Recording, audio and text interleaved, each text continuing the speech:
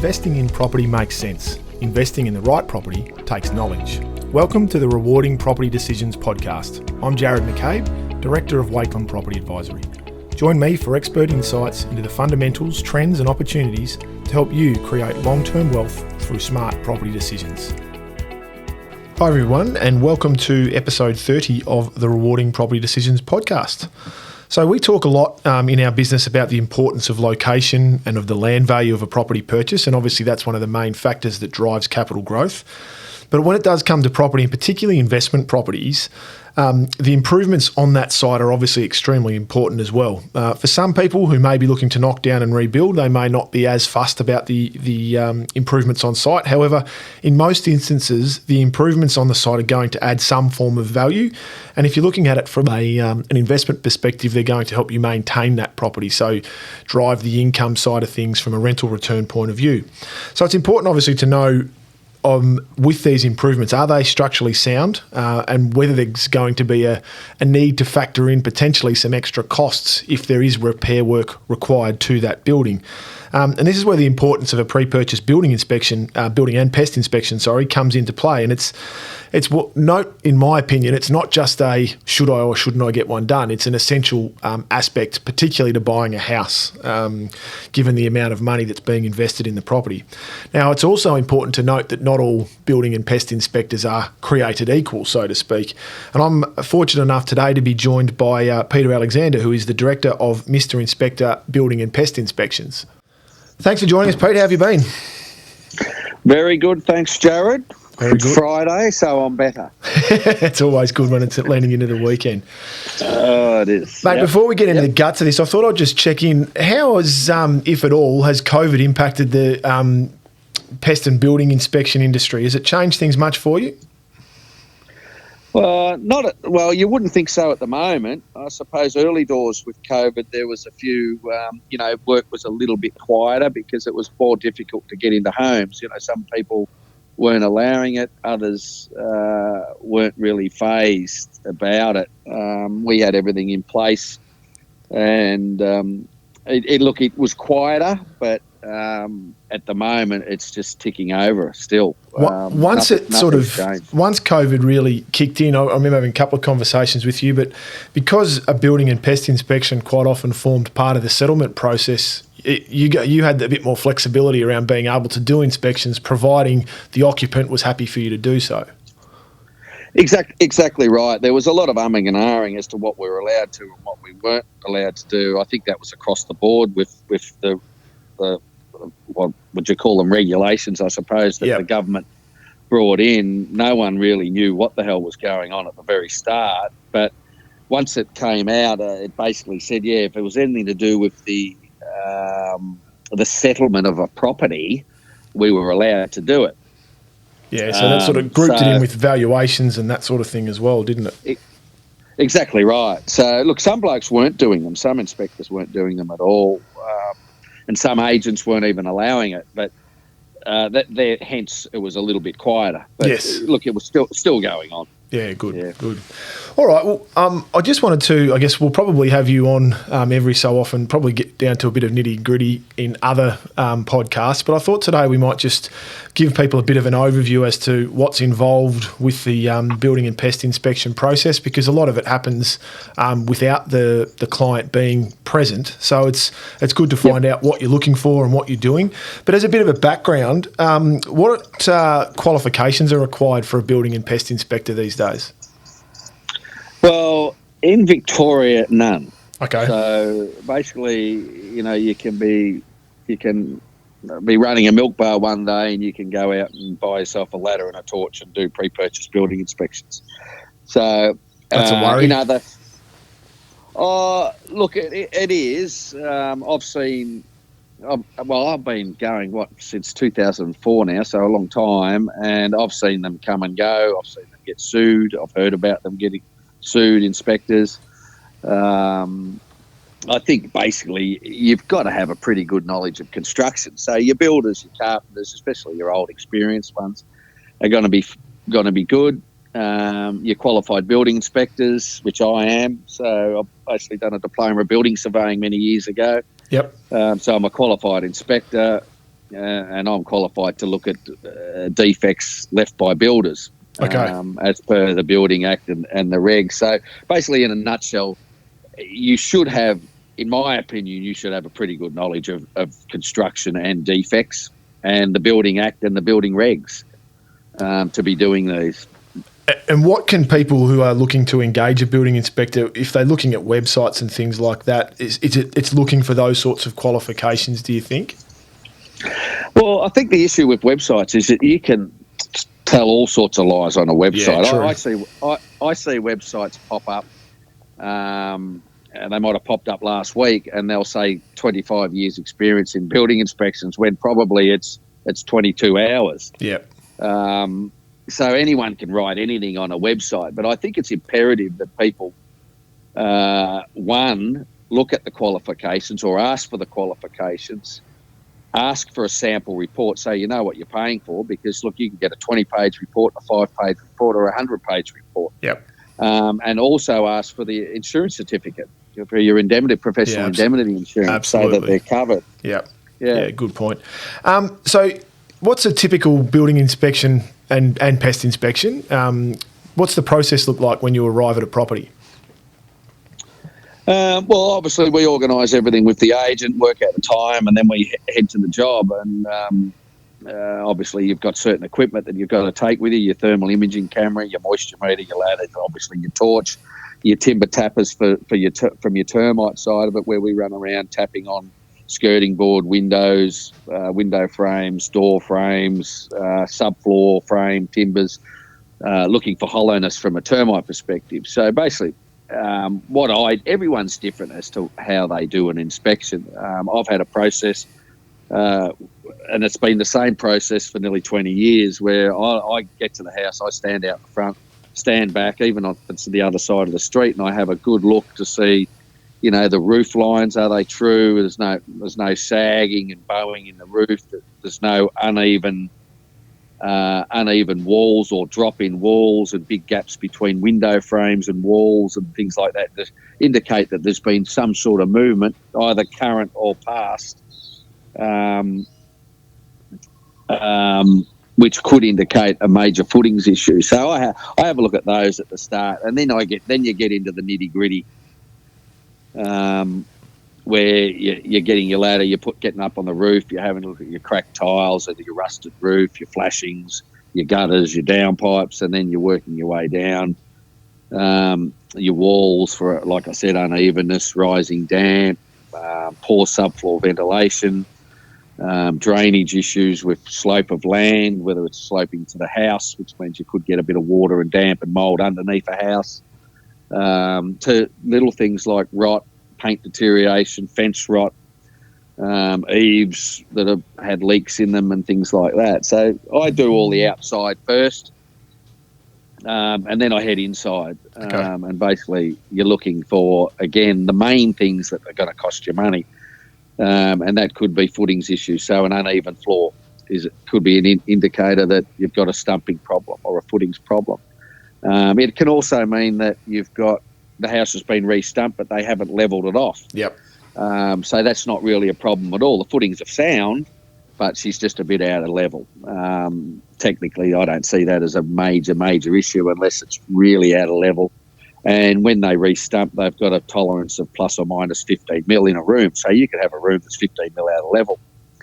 So that would worry me personally.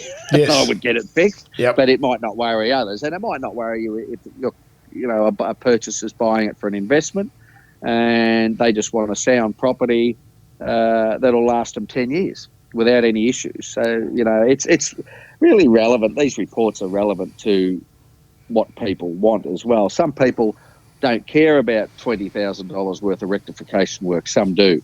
Yeah, and I guess people factor that in when we talk to you as well. It's if you're stretching to your absolute maximum to go to a property and there's going to be a roof replacement or something along those lines that might be $20,000, well, then they may need to make some adjustments to their bidding limited auction or the offer that they put forward in order to incorporate that.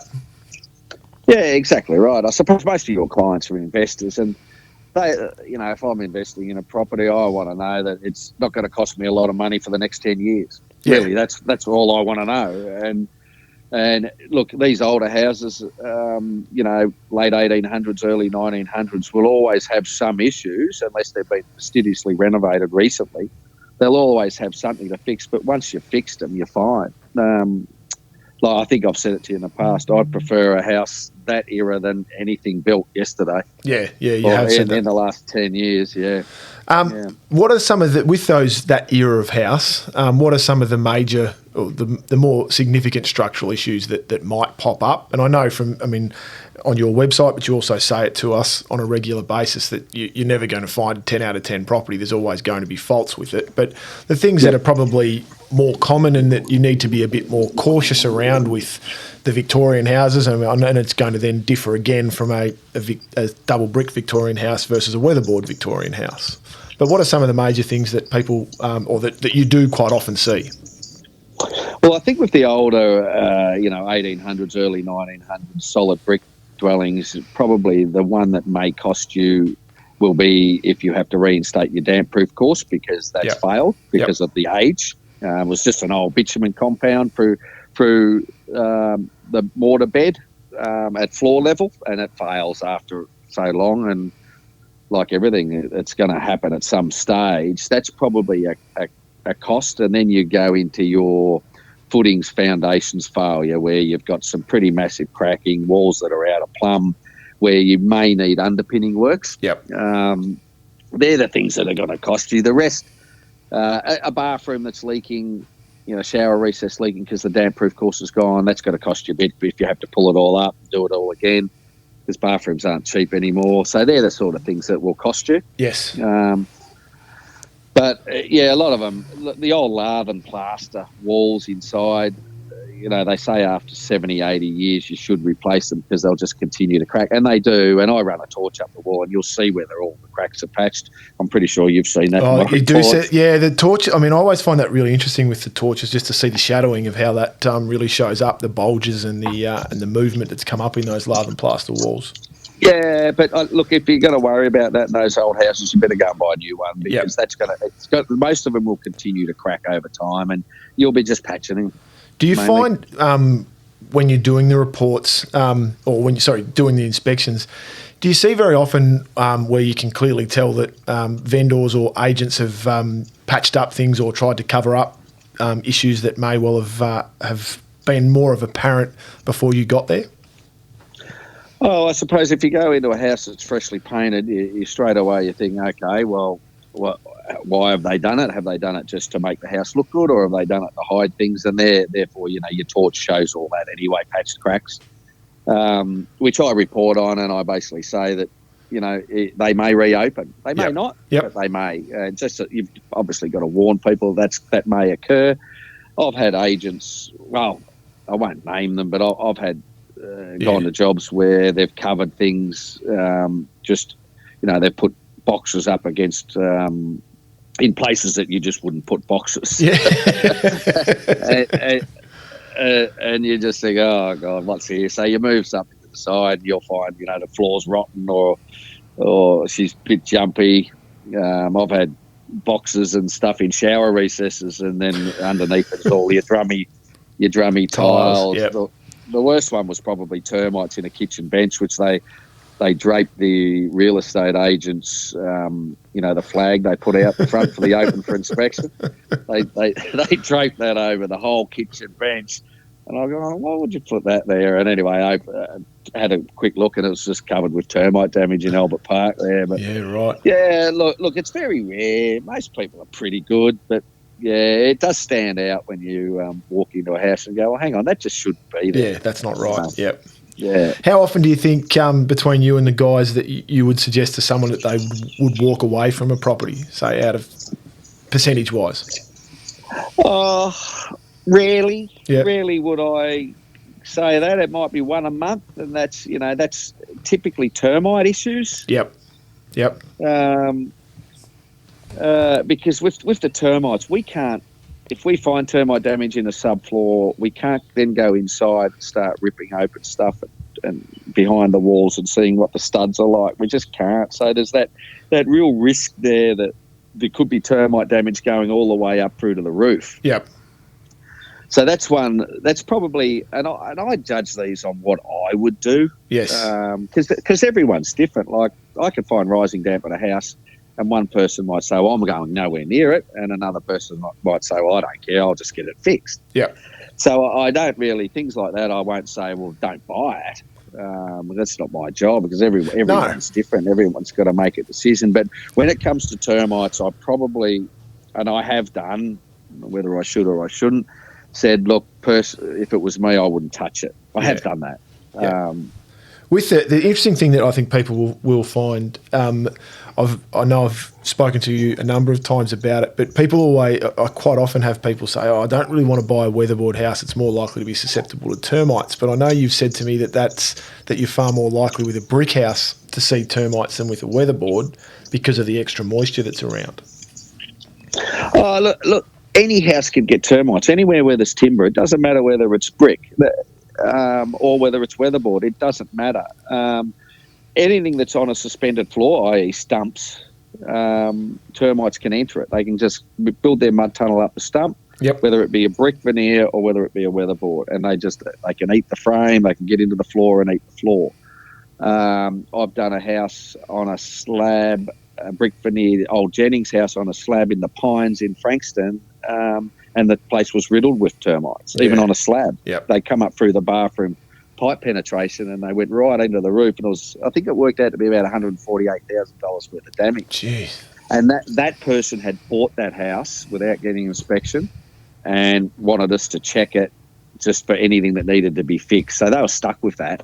Yeah, right. Can't do much about that. Yeah, okay. No, unfortunately, they were stuck with it. Pretty sad, to be honest. Yeah. It doesn't really... Termites...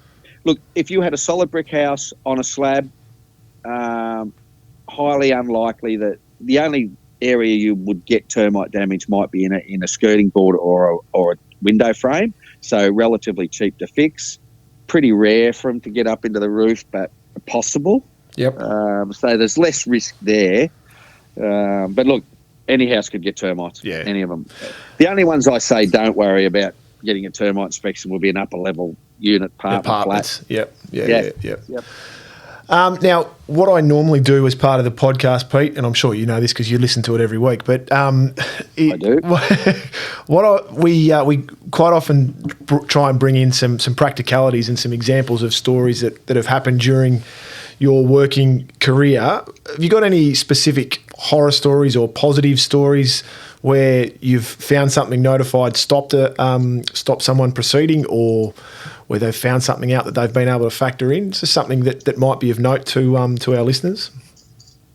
Oh, look, apart from the people that have bought houses without getting inspection and got it done later on, I've had, of late, probably, which I think is pertinent, but of late, the REIV seems to be their clauses in their contracts in the Section 32 when the client might say, oh, look, I want to get a building inspection make it subject to a building inspection. They sneak in the clause that says subject to a building inspection with no major structural defects or live termites. And they without reading it, which is, pretty much everybody, including myself at times, I go, yeah, that's fine, and just sign away. Then I do the inspection and I can find multiple defects that aren't of a structural nature. Yep.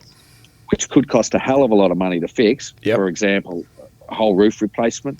The old concrete tiles are gone. You need a new roof. Rising damp, leaks from bathrooms. And I think you said too, live termites. Termites don't have to be there anymore to have not done huge amounts of damage. Yeah, but a lot of the times your termites is going to be structural damage because they're going to get into the floor frame, which is all structural. Yep. So that's not too bad. You could use that. Yep. Yeah, the major structural one is the one that I don't like. I just think people should. I know it costs money, and I know the reasons why a lot of people do it, but I think if you sign that contract with that clause, you're not going to be a happy camper with an old house because, like I said, when I come back with those defects, you're stuck with it. And rising damp could be $30,000, $40,000 fix. Yeah, absolutely. and then it becomes your property, and then you're paying lawyers more than the building inspection, far more than what the building inspection costs you to try and get out of the contract. Yeah, the wording. I've had. Just go ahead. Go ahead. I've had clients ring me up and say, "Oh, can you write in that that's a major structural defect? I need to get out of this. I can't buy this property." Yeah. Well, no, I can't. I'm sorry, because it's not structural. Yeah. You know.